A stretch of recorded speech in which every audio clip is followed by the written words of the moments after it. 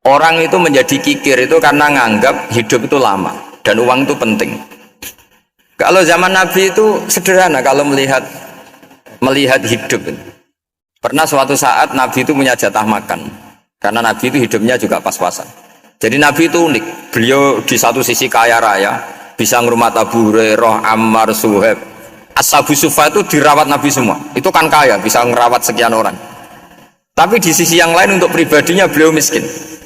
Kadang nggak bisa makan hari itu. Tapi di saat yang sama bisa merawat ahlus suffah. Jadi keliru kalau orang hanya cerita Nabi itu miskin, untuk makan dirinya aja susah. Itu keliru. Kelirunya kalau tidak diteruskan, tapi Nabi mampu menghidupi ahlis suffah. Singkat cerita jatah makannya Nabi itu dikasihkan orang ketika Nabi ditanya, ya Aisyah, makanan jatah saya di mana? Oh ya Rasulullah, tadi ada orang minta tak kasihkan, maka makanan itu habis. Apa kata Nabi? Kamu salah Aisyah. Yang kamu kasihkan itu justru yang masih. Ya, yang kamu kasihkan itu justru yang masih.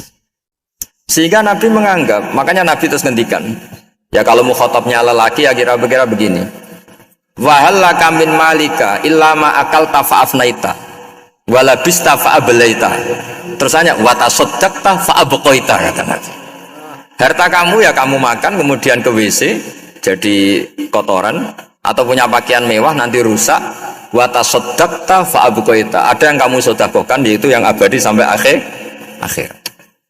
Sehingga banyak pengusaha yang mencintai saya setelah tak ajari hadis itu, misalnya punya uang 1 miliar karena dia spekulan atau pedagang rawan bangkrut, disedekahkan ke masjid 50 juta, yaitu yang abadi. Jadi kalau suatu saat bangkrut, dia masih punya uang 50 juta di akhirat. Jadi Nabi itu mengajari sedekah itu apa? Ya sedekah itu pengabadian uang. Kalau kita kan enggak, bilang sedekah itu nguras uang.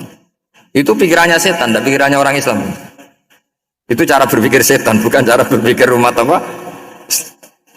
Sehingga Sayyid Ali Zainal Abidin itu kalau ada orang minta, kemudian beliau ngasih, itu beliau bilang gini, marhaban biman hamala zadi ilal akhirah. Matur nuwun nggih jenengan sing beto sangu kula nate. Jadi dianggap teller saja. Orang yang minta uang beliau itu dianggap tukang nyatet bank itu. Karena sudah ditabungkan, ya sudah. Kalau kita kan enggak, wah pengemis tuh ganggu gini-gini. Kecuali pengemis profesi ya mungkin kita agak-agak enak. Mari zaman akhir tuh ada pengemis apa? Profesi. Jadi repot tuh.